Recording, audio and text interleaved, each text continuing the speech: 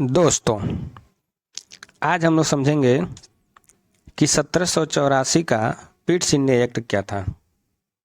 1784 का Pitt's India act क्या था, इसको समझने के लिए सबसे पहले आपको 1773 का रेगुलेटिंग एक्ट आपको समझना होगा। उसके बाद 1781 का एक्ट ऑफ सेटलमेंट समझना होगा।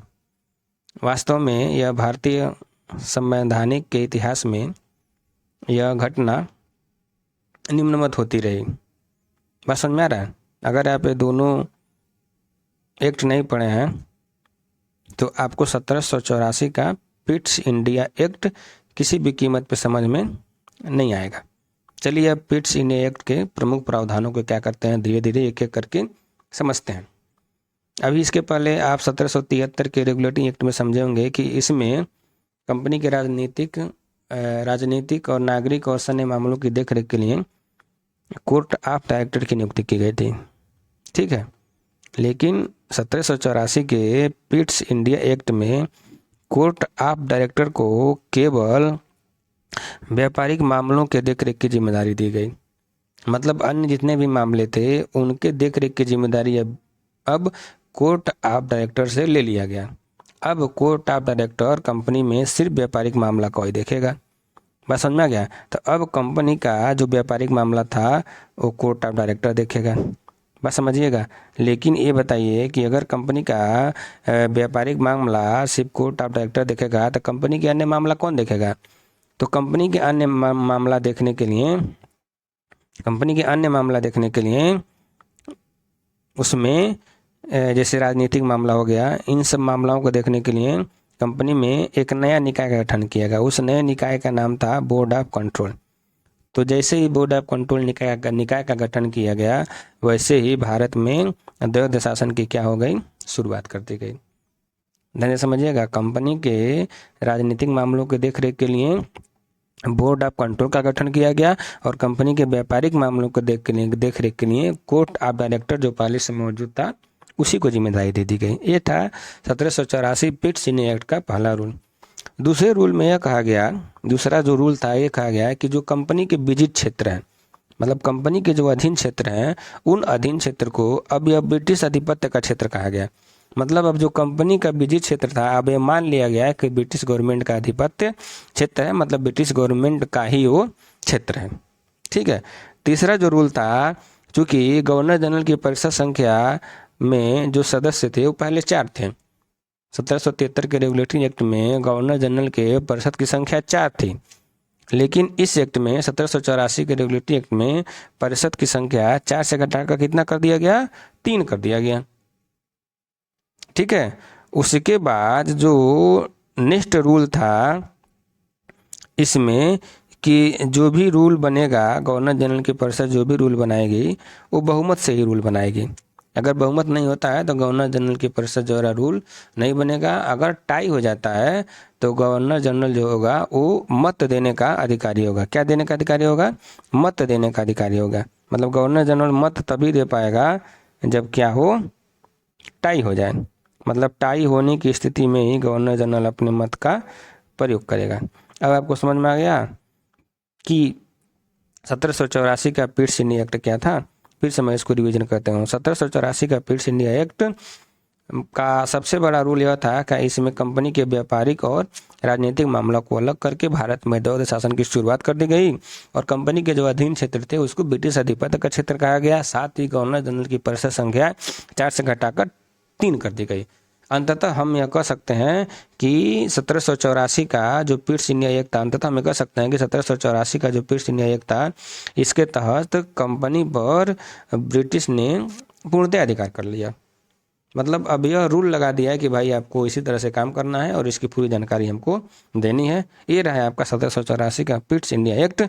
इसके बाद हम लोग समझेंगे 1784 का चार्टर एक्ट 1813। इसके बाद हम लोग क्या समझेंगे, चार्टर एक्ट 1813। ठीक है। अब हम लोग समझते हैं चार्टर एक्ट 1813। तब ध्यान दीजिए, चार्टर एक्ट 1813 एक ऐसा एक्ट था जिसकी झलक भारतीय संविधान में भी देखने को मिलती है। किसमें देखने को मिलती है? भारतीय संविधान में भी देखने को मिलती है। इसके तहत जो पहला एक्ट था, इसमें क्या किया गया है कि पहले कंपनी ही सारा व्यापार करती थी तो इसीलिए कंपनी के व्यापारिक एकाधिकार को समाप्त कर दिया गया।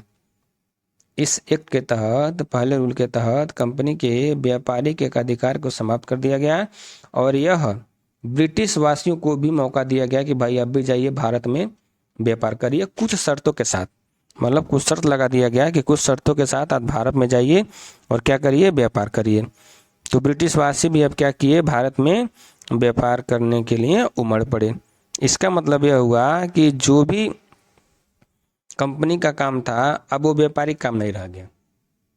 मतलब सिर्फ कंपनी अब काम नहीं करेगी, कंपनी के साथ साथ जितने लोग भी ब्रिटिश के हैं अगर वो भी काम करना चाहते हैं तो वो भी क्या करेंगे, आके काम करेंगे। दूसरा रूल यह था कि कंपनी का जो व्यापार चीन के साथ होता था, ध्यान से समझिएगा, कंपनी का जो व्यापार चीन के साथ होता था उस व्यापार के एकाधिकार को बरकरार रखा गया। मतलब चीन के साथ व्यापार को नहीं खत्म किया गया। अभी भी कंपनी चीन के साथ अकेले व्यापार करेगी और साथ में चाय और अफीम का भी व्यापार को अधिकार को कंपनी का क्या रखा गया, बरकरार रखा गया। तीसरा रूल यह था जो सबसे खतरनाक रूल था। ये जो रूल है भारतीय संविधान में भी दिखाई देता है कि इस रूल के तहत जो ईसाई मिशनरी थे, ध्यान से समझिएगा, जो ईसाई मिशनरी थे तो 1800 चार्टर एक्ट जो 1813 था उस रूल के तहत ईसाई मिशनरियों को भी भारत में अपने धर्म के प्रचार करने की क्या दी देगी, अनुमति देगी। इसके पहले कोई अनुमति नहीं थी। इसके पहले जो कंपनी आई थी वो अपने धर्म का प्रचार नहीं करती थी, सिर्फ व्यापार करती थी। लेकिन अब ब्रिटिश गवर्नमेंट ने अनुमति दे दी ईसाई मिशनरियों को कि आप भी वहाँ जाइए, अपने धर्म का क्या करिए, प्रचार प्रसार करिए और अपने धर्म की और बढ़ाइए, जिससे जो भारतीय हों हमारे धर्म से प्रभावित हों और इस धर्म को क्या करें, अपनाएं। बात समझ में आ रहा है। 1800 चार्टर एक्ट का जो चौथा रूल था जो भारतीयों के हित के लिए लाया गया था और हमको तो सबसे बढ़िया रूल लगा और आप लोगों को भी लगेगा। चौथा रूल यह था कि भारत में शिक्षा पर, भारत में एजुकेशन पर प्रति वर्ष 1 लाख रुपया खर्च किया जाएगा। सबसे बढ़िया रूल। और शिक्षा के क्षेत्र में जब 1 लाख रुपया प्रति वर्ष 1813 के प्रावधान से खर्च किया जाएगा तो सोचिए शिक्षा का स्तर कितना बढ़ा और कितना बढ़ चुका है। उसी के बाद शिक्षा का स्तर साहित्य में, विज्ञान के क्षेत्र में लगातार बढ़ता गया। ठीक है।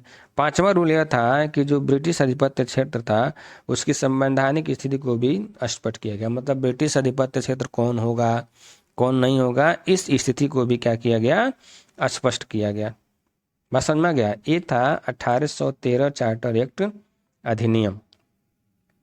अंततः धन्य समझिएगा, आप समरी चल रहा है। अंततः हम यह कह सकते हैं कि 1813 का चार्टर एक्ट, जिसमें भारत में शिक्षा के प्रति उठाया गया बहुत ही सराहनीय कदम था और इसमें शिक्षा साहित्य में भारतीयों का योगदान देखने को भी मिलता है। और इसमें 1813 चार्टर एक्ट के तहत ओपन ट्रेड की भी शुरुआत की गई। ओपन ट्रेड वही था कि भाई कंपनी के व्यापारिक अधिकार को समाप्त कर दिया गया और ब्रिटिश वासियों को भी मौका दिया गया, भाई आप भी जाइए व्यापार करिए भारत में, भारत लूटने के लिए ही बना है और भारत को खूब लूटिए। और ब्रिटिश वासियों ने क्या किया, इस मौके का फायदा उठाया और बेहिचक, बिना रोके बिना टोके बेहिचक क्या किया, भारत को लूटा। बात समझ में आई। तो आज हम लोग यह सीखे कि 1784 का पिट्स इंडिया एक्ट क्या था और 1784 के पिट्स इंडिया एक्ट के बाद 1813 का चार्टर एक्ट क्या था। अगर ये वीडियो आपको पसंद आए तो लाइक करिए, शेयर करिए, सब्सक्राइब करिए। धन्यवाद।